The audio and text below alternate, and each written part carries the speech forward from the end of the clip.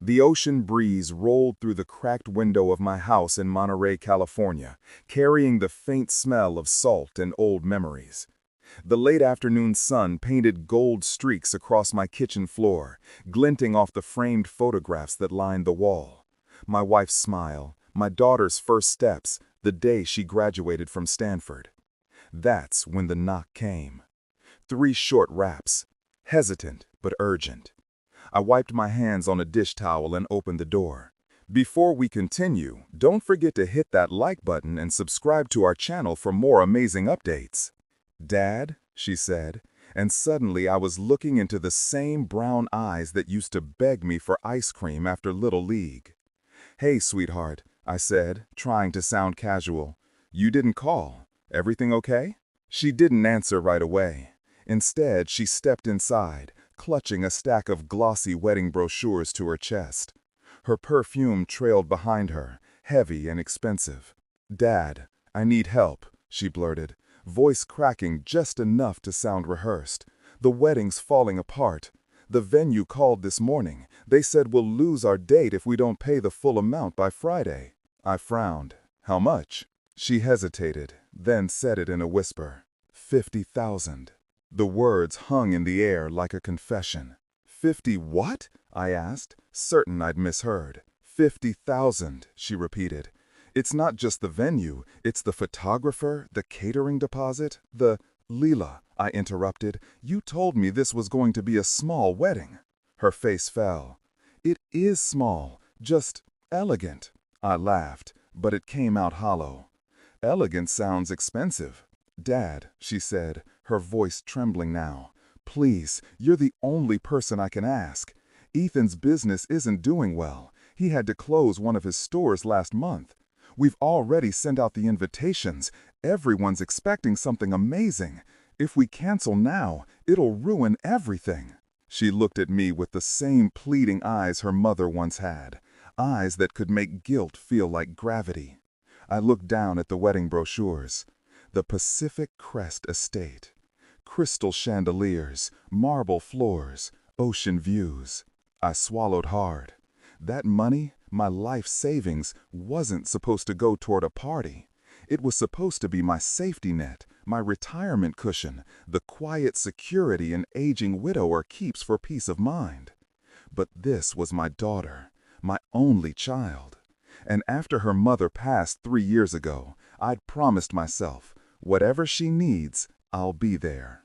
I rubbed my temples. "When's the deadline?" "Friday," she said. 2 days. I let out a slow breath. "You sure this is what you want?" "It's my dream, Dad," she whispered.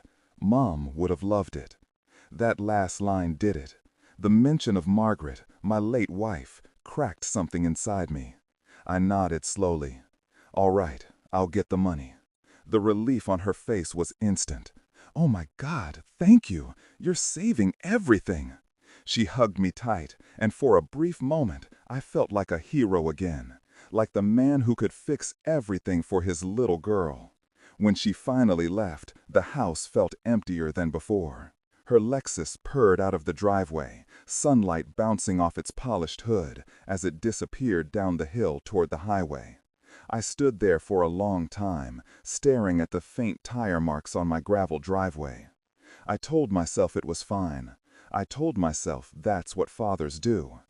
But deep down, something felt off, the kind of unease that sits low in your stomach and doesn't leave. The next morning, I went to the bank. The teller, a woman in her 20s with too much mascara, looked at me with quiet curiosity when I asked to withdraw $50,000 in cash. "That's a large withdrawal, Mr. Lawson," she said. "Are you sure?" I smiled faintly. "Positive. My daughter's getting married." She nodded, printed the forms, and within 15 minutes, I was walking out with a thick envelope that felt heavier than it should have. That night, I barely slept. I kept picturing Margaret's face, how she'd laughed when Leela was born, how she'd made me promise during those final hospital days, take care of our girl, always. I always had. But I couldn't shake the feeling that this time I was being used. At exactly 9 a.m. the next morning, Leela's car rolled into the driveway again. She was early, too early. She walked in without knocking. "You're amazing, Dad. Seriously, I don't know what I'd do without you." Her tone was light, practiced, the kind people use when they already know they've won. I opened the safe in my study, a small metal box behind the bookshelf where I kept old documents and Margaret's jewelry. The lock clicked open, and I placed the envelope inside a second one, neat and sealed. "Here," I said, handing it to her. Her eyes widened at the sight of it. "All cash?" "Every cent," I said. She clutched it like it was oxygen. "You're incredible, Dad. I'll make this wedding perfect, I promise." "Leela," I said slowly, "I trust you, but I need to be there. I want to walk you down the aisle." "Of course," she said, too quickly. "I mean, that's the plan, obviously. You're my dad." But something flickered across her face, just for a second, a hesitation I couldn't quite name. She hugged me again, kissed my cheek, and left. Her perfume lingered long after she was gone. The days that followed were quiet, too quiet. No calls, no texts, not even a simple thank you message. By the 4th day, I started to worry. By the 7th, I started to doubt. And by the 10th, when I saw her wedding photos online, I finally understood. Because she hadn't called me for a wedding. She'd called me for a payout. The first picture stopped my heart cold. Leela stood on a cliffside overlooking the Pacific, her white dress fluttering in the ocean wind. Ethan beside her, grinning, surrounded by smiling faces. His parents, his friends, even their dog. But not me. The caption read, "Just married, an intimate ceremony with family only. Hashtag love wins, hashtag new beginnings." I stared at that word again. Family.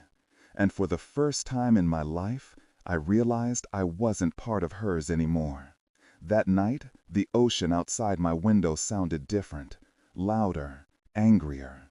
I poured a glass of whiskey I didn't even want and watched the tide crash against the rocks. I had given her everything, money, years, love, forgiveness, and she had cut me out, like a bad edit in a movie she didn't want me in. But here's the thing about betrayal. Once it hits you deep enough, it changes something permanent inside you.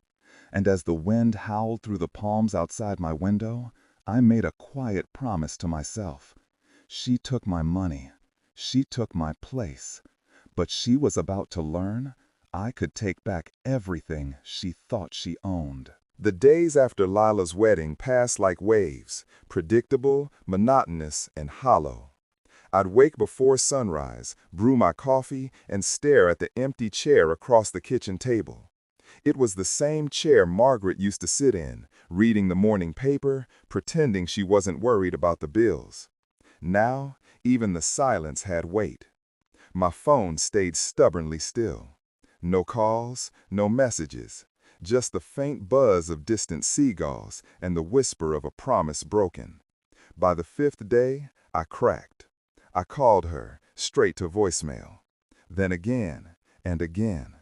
By the 7th day, she texted, "Hey Dad, sorry, things have been crazy. We're just back from our mini honeymoon. We'll call later." Later never came. I tried to tell myself she was settling into married life, but there was something sharp in her absence, something deliberate.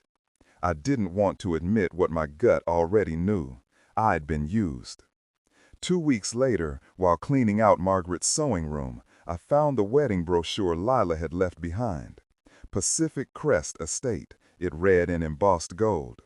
I decided to call them, if only to torture myself with what my money had supposedly bought. "Pacific Crest Estate, this is Amanda," said a chipper voice on the line.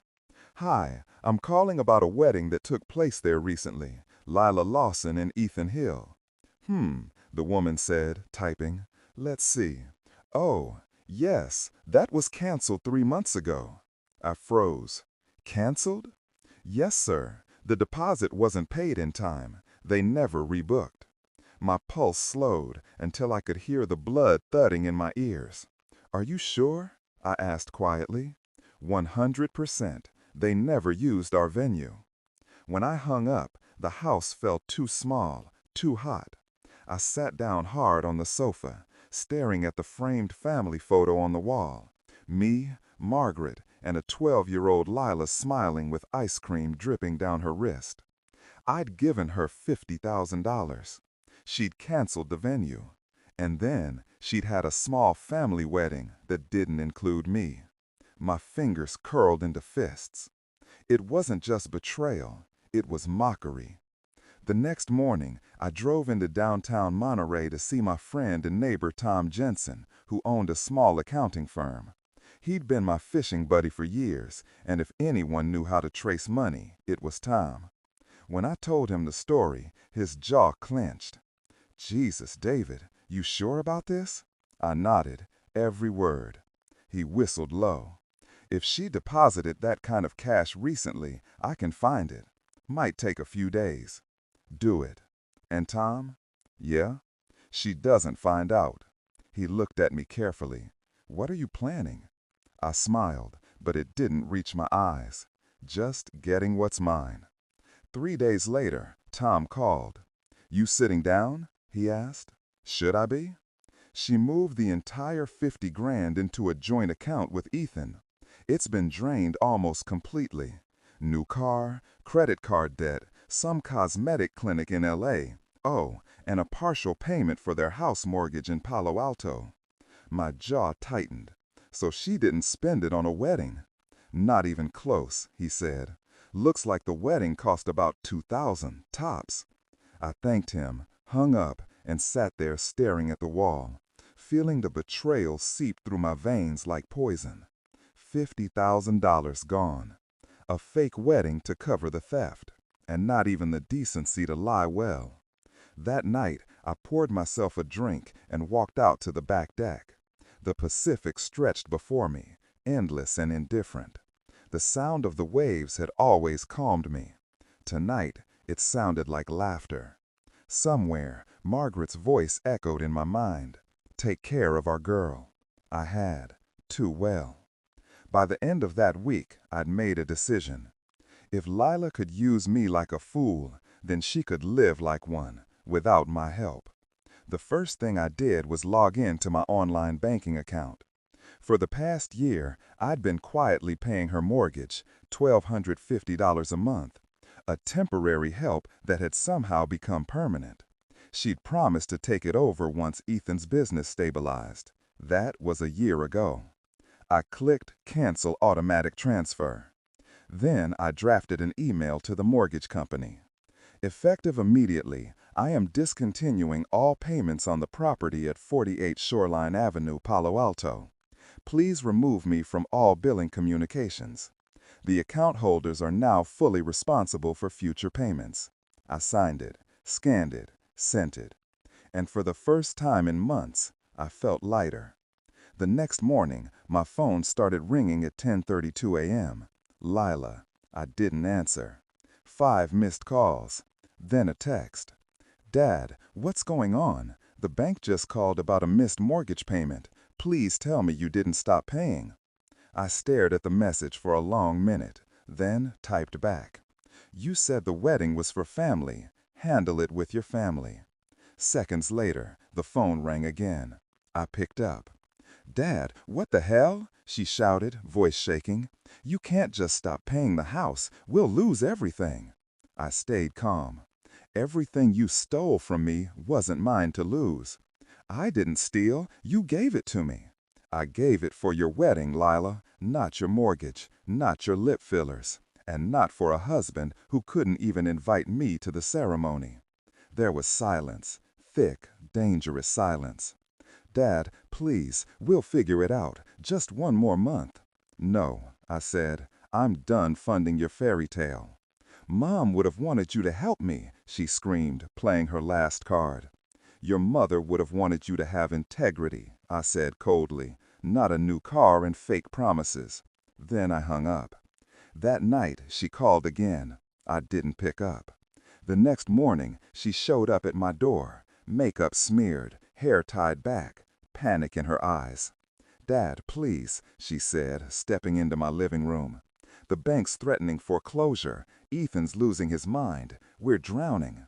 I stared at her, the daughter I'd once cradled after nightmares, now standing before me as a stranger who thought tears could still work magic. "Sell the car," I said simply. "What?" "Sell the Lexus. Sell whatever jewelry you bought. You'll make it." "You can't do this," she whispered. "You're my father. And you're a grown woman who married a man that lets his wife beg her father for money," I said, voice like steel. "So start living like one." Tears filled her eyes, but I didn't move. Not this time. For the first time in my life, I let her cry, and I didn't try to fix it. She turned and left without another word, slamming the door behind her. When the echo faded, I walked to the window and looked out at the Pacific. The sunset washed the sky in blood-orange light, and for the first time in years, I didn't feel small beneath it. I wasn't the man who'd been played anymore. I was the man who'd learned. And this wasn't over, because real revenge doesn't come from anger. It comes from patience.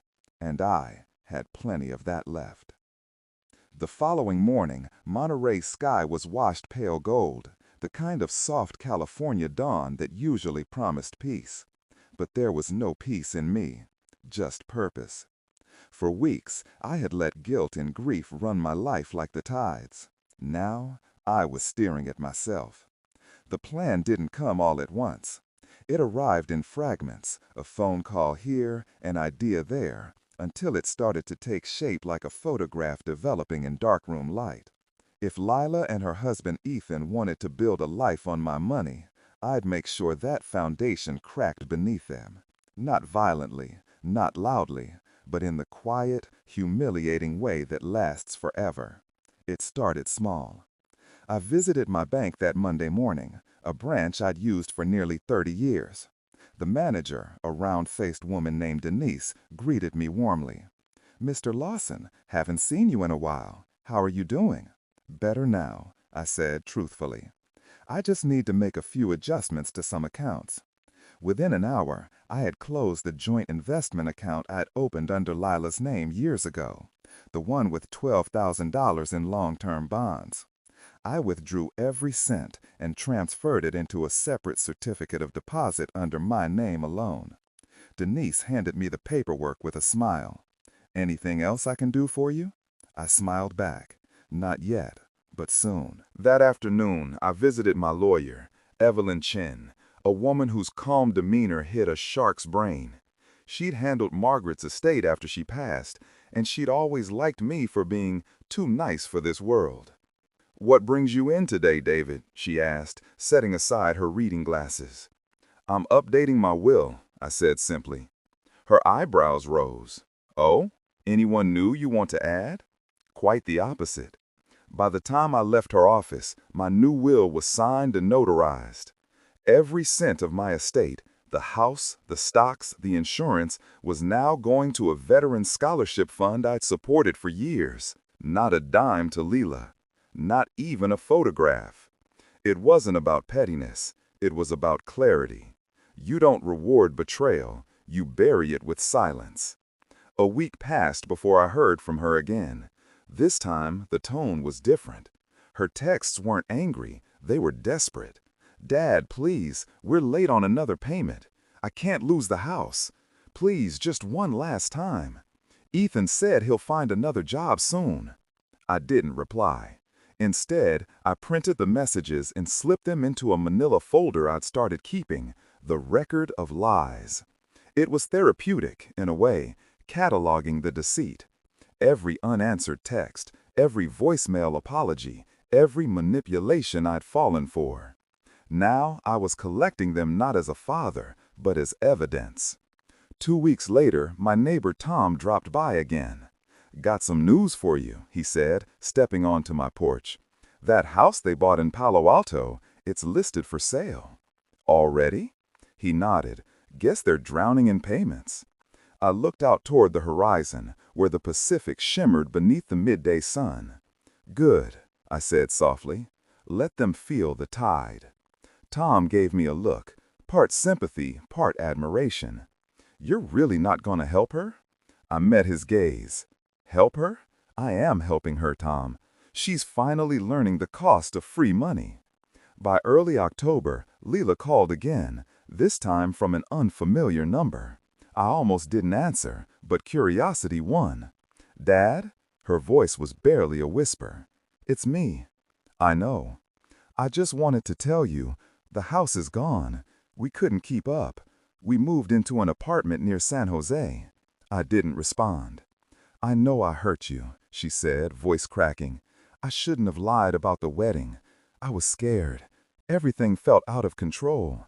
I thought if I could make it perfect, maybe I'd finally have something that worked in my life. Her words hung there, trembling. For the first time, I heard something real behind them. Regret, maybe even shame. But I'd learned by now, shame without accountability is just performance. I hope you find what you're looking for, I said. Dad? I'm busy, Leela. Take care. I hung up. For a long moment, I just sat there, staring at my reflection in the dark window. My face looked older, sharper. But for the first time in years, I didn't feel powerless. Revenge isn't about destruction. It's about balance. I wasn't interested in ruining her life. I wanted her to understand what it felt like to live without safety nets, the way I'd lived since the day she betrayed me. So I made one last call to her mortgage company. This is David Lawson, I said. I'd like to confirm that my financial responsibility for account number 3876 has been removed. Yes, Mr. Lawson, the clerk replied. The new account holders, Leela and Ethan Hill, have full control now, but they're 2 months behind. I smiled faintly. Then they're learning. The final step was quiet, poetic, and satisfying. I walked to the closet in my study, the one that still smelt faintly of Margaret's perfume, and pulled out an old wooden box. Inside were Leela's childhood drawings, school photos, and birthday cards. For years, I'd kept them as sacred artifacts of innocence. Now, they felt like relics of someone who no longer existed. I took the box down to the beach that evening. The sun was low, the sky bleeding pink into the waves. I sat on a driftwood log, opened the box, and began tossing the contents into the fire pit I'd built years for family barbecues. One by one, they curled and blackened. A crayon drawing of her and her mother, a card that said, "Daddy, you're my hero." The flames ate them quietly, without judgment. When it was done, I whispered into the wind, "I was your hero. You made me your wallet. Now I'm free." Weeks turned into months. Autumn painted the California coast in gold and rust. I started living again, fixing the old deck, visiting friends, even joining a photography club. My days felt lighter, not because I'd punished Leela, but because I'd stopped bleeding for her. Tom would sometimes ask, "You ever think she'll come back around?" I'd smile and say, "Maybe, but if she does, she won't find the same man waiting." Then, one rainy evening in December, my phone rang again. It was her. "Dad?" she said softly. "Yes. I just wanted to say I'm sorry, really sorry. You were right about everything. Ethan left. I'm trying to start over. I'm working 2 jobs. I just miss you." I listened, not saying a word. Finally, she added, "I don't want money. I just want to talk." Something inside me shifted, not forgiveness, not yet, but a faint recognition that maybe, just maybe, she was learning what it meant to lose everything you take for granted. "Come by next Sunday," I said after a long pause. There was silence, then a shaky breath of relief. "Thank you, Dad." I hung up, leaned back in my chair, and exhaled. The house was quiet again, but this time it didn't feel empty. Because now I had something she didn't, peace. And that, I realized, was the sweetest revenge of all. Sunday arrived with a kind of cautious beauty, gray skies hanging over Monterey Bay, waves hitting the rocks with rhythmic insistence. The air smelled of rain and memory. I hadn't seen Leela in nearly 6 months. 6 months since the day she stood in my doorway begging for help, mascara streaked down her face, and I told her to sell the Lexus. Now she was coming for dinner. Not as a daughter begging for rescue, at least not openly, but as a woman who had finally been broken enough to listen. I set the table myself. 2 plates, 1 candle. Margaret's old china, the one set Leela always said she'd inherit someday. Funny, I thought, polishing the silverware. She won't. The knock came at exactly 6, soft, hesitant. When I opened the door, I barely recognized her. Gone was the flawless hair, the designer dress, the glow of arrogance. She looked tired, thin, human. "Hi, Dad," she said quietly. "Come in." She stepped inside, eyes darting around the room as if to see what had changed. The truth was, everything had. Not the furniture, not the walls. Me. "I brought this." She held out a bottle of wine, cheap but earnest. "I remembered you used to like Merlot." "Thank you." We sat across from each other. For a moment, neither of us spoke. Only the faint sound of rain tapping against the window filled the silence. Finally, she said, "You look good." "So do you," I lied. She gave a small laugh, the kind that cracks halfway through. "I don't feel it. Everything's been hard." "I can imagine," I said evenly. "I lost the apartment last month," she continued. "Ethan's gone. He left after we sold the house. I've been working at a diner in San Jose. I'm sharing a place with a friend now." I nodded slowly. "And what about the $50,000? Her shoulders tensed. "Gone," she admitted. "Most of it went to cover his debts. I thought we were building something together, but it turns out he was just using me." A bitter laugh escaped her. "Guess that runs in the family."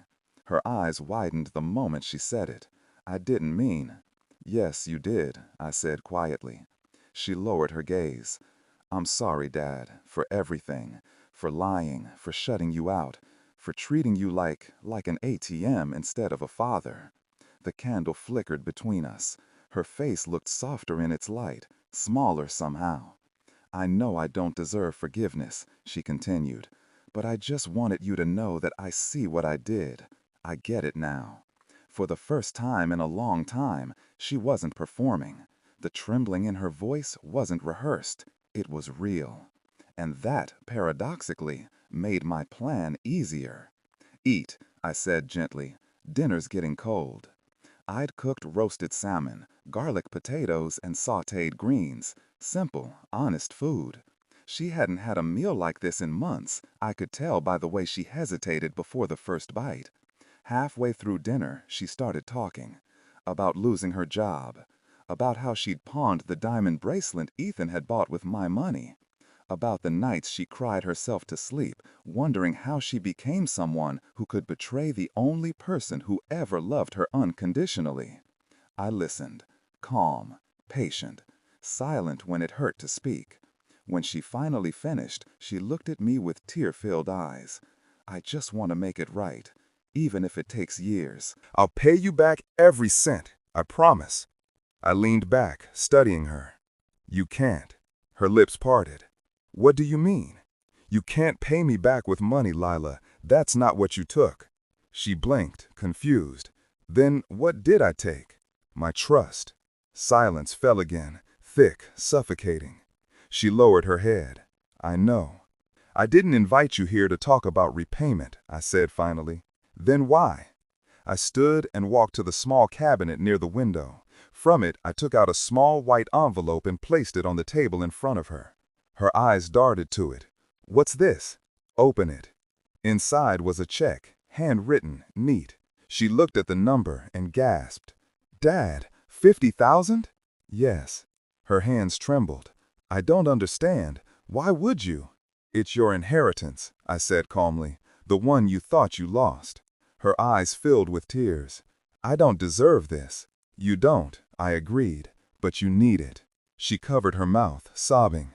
I swear, I'll use it right this time. I'll— Stop, I said softly. She froze. You haven't heard the condition. Her eyes lifted, wet and frightened. Condition? Yes, I said, my voice steady as steel. If you take that check, it means you're done with me, completely. You don't call, you don't visit, you don't ask for anything ever again. You live your life, and I live mine. Clean break. She stared at me like I'd struck her. You're serious? Very. Her breathing quickened. But I came here to make things right, and I'm giving you that chance. Take the check and disappear. Or tear it up and stay for coffee. But you can't do both. The clock ticked on the wall, loud and merciless. Outside, the rain had slowed to a whisper. Lila's hand hovered over the check. She was shaking. I can't lose you, she whispered. You're all I have left. Then prove it, I said. Leave the money. For a long moment, she sat there, the weight of her choices pressing down like a storm. Then, with trembling fingers, she pushed the envelope back toward me. I don't want it, she said quietly. Not this time. I nodded once. Good. And for the first time in years, I believed her. After dinner, we moved to the porch. The storm had passed, leaving the air cool and clear. We sat side by side, listening to the waves crash against the rocks below. She told me about the diner, how she worked double shifts, saving tips in a coffee jar, how she wanted to go back to school someday. I told her about the photography club, how I'd started hiking again, how life could be good even when you stop pretending to fix what's already broken. There were no apologies now, no begging, just quiet understanding. When she finally stood to leave, she hesitated by the door. Do you think Mom would have forgiven me? She asked. I smiled faintly. Your mother believed in lessons more than forgiveness. She gave a small nod, wiping her eyes. Then I guess I'm still learning. She turned to go, then stopped. Dad? Yes. I'll call you next week, just to talk. Not about money, just talk. All right, I said softly. I'll be here. She smiled, small, tired, but real, and disappeared into the rain-soaked night. After she left, I sat back at the table, staring at the untouched envelope. I picked it up, tore the check in half, and placed the pieces into the fireplace. It burned quickly, curling to ash. Because the money was never the point. It never had been. I wasn't trying to destroy her. I was teaching her what I'd learned too late. That love without respect isn't love at all. That forgiveness doesn't mean forgetting. It means setting boundaries sharp enough to draw blood. And as the flames died down, I whispered to the empty room, You finally grow up, Lila. Took you long enough. The ocean roared in the distance, endless and patient. Somewhere out there, a new tide was rising, not of bitterness, but balance. And for the first time in years, I slept peacefully. Spring came quietly to Monterey. The fog lifted earlier each morning, the gulls returned to the harbor, and the sea air smelled of new beginnings. I'd stopped waiting for the phone to ring, stopped wondering if forgiveness could be traded like currency. These days, I woke early, brewed coffee, and watched the sun slide out from the Pacific, the same sun that had witnessed everything I'd lost and everything I'd learned. Life had become simple again, predictable, peaceful. But peace, I'd learned, has a way of testing you, seeing if you've truly earned it. It was mid-April when I saw her again. I was at the farmer's market on Lighthouse Avenue, debating whether strawberries were worth $5 a basket, when a voice behind me said softly, Hi, Dad. I turned. Lila stood there holding a paper bag of groceries, hair pulled back, apron folded over one arm, a smudge of flour on her cheek. For a heartbeat, it felt like stepping through time. Gone was the glossy version of my daughter, who'd once strutted through life with borrowed confidence and other people's money. This was a different woman, quieter, grounded, real. Lila, I said, smiling despite myself. I work at the bakery down the street, she said, smiling shyly.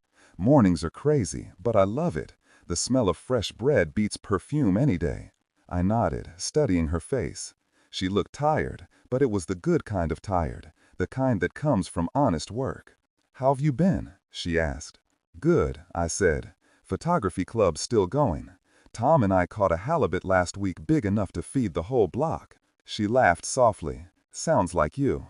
There was a pause, one of those fragile moments where everything that's ever gone unsaid hovers between two people. Finally she said, "I know you said no money talk, but I wanted you to know I'm almost finished paying off the debt. Not to you, to myself. I'm saving again, clean money this time." I looked at her, truly looked. For the first time in years, she didn't look like a stranger. "I'm proud of you," I said simply. Her eyes shimmered, and for a second I saw the little girl who used to build sandcastles beside me on this same coast. She nodded. "I'm not asking for anything, Dad. I just wanted you to know I'm okay." I wanted to reach out, to pull her into a hug, but something held me. Not resentment, not distance, just respect. She'd earned this peace herself. I wasn't going to take that away by pretending it came from me. A month passed. Lila started calling once a week, short conversations about work, the weather, sometimes nothing at all. Each call felt lighter, cleaner, like we were two new people slowly learning each other's language again. I didn't rush it. Good things, real things, take time to grow back. Then one afternoon in June, a letter arrived in the mail. No return address, just my name in neat, familiar handwriting.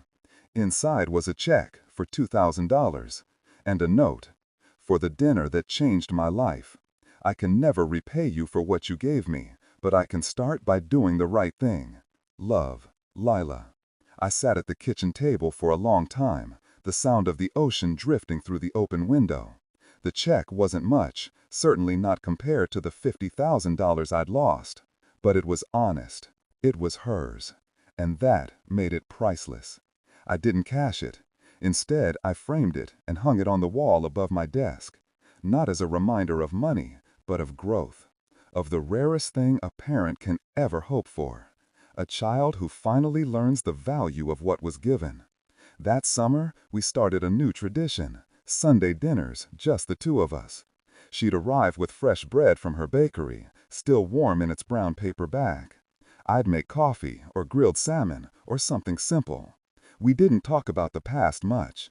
When we did, it wasn't to reopen wounds. It was to acknowledge the scars and how they healed. One evening, as the sun dipped low, painting the sea orange and gold, she looked up from her plate and said, "You know it's funny? I thought you were cruel that night when you made me choose between the check and staying." I raised an eyebrow. "And now?" She smiled faintly. "Now, I know it's the kindest thing anyone's ever done for me." I didn't reply. Didn't need to. Some truths don't need to be spoken. They just hang there in the air, quiet and complete. The last piece of this story came months later. I was walking along the shore one misty morning when I saw a familiar figure kneeling in the sand. It was Lila. She was helping a little boy, no more than 6, build a sandcastle. He giggled as she showed him how to pack the sand tight, patient and gentle. I stood watching for a while, not wanting to interrupt. When she finally noticed me, her face lit up. "Dad," she called, waving me over. "This is Eli. I volunteer at the children's center on weekends." The boy grinned up at me, hands covered in wet sand. "Hi, mister." "Hi there, buddy," I said, crouching down. "That's a fine castle you've got there." He beamed. "Lila says if it washes away, we'll build another one, better." I looked at her. She smiled. And just like that, the years of lies, the silence, the heartbreak, felt small, distant, washed away by the tide. That night, as the sky turned indigo and the first stars appeared over the Pacific, I sat on my porch with a cup of coffee and an old photo of Margaret in my hand. "You'd be proud of her," I whispered. She finally found her footing. The waves answered softly, as if carrying her laughter back to me across time. I thought about everything that had happened, the betrayal, the anger, the revenge that wasn't revenge at all, just a mirror held up to the truth. Forgiveness, I realized, isn't about letting someone off the hook. It's about letting yourself off the hook, refusing to let their choices define your peace. I'd stopped trying to fix my daughter, and somehow, that's what saved her. As I headed inside, my eyes landed on the framed check for the dinner that changed my life. Below it, I'd scribbled a note of my own on a small piece of paper. The price of love isn't money. It's learning when to stop paying. I smiled, turned off the lights, and let the ocean sing me to sleep. Because some debts, the real ones, aren't paid in dollars. They're paid in growth, in gratitude, in finally understanding the difference between love and dependence. And that, in the end, was worth every cent I ever lost. If you enjoyed this video, don't forget to like, subscribe, and hit the bell icon for more updates.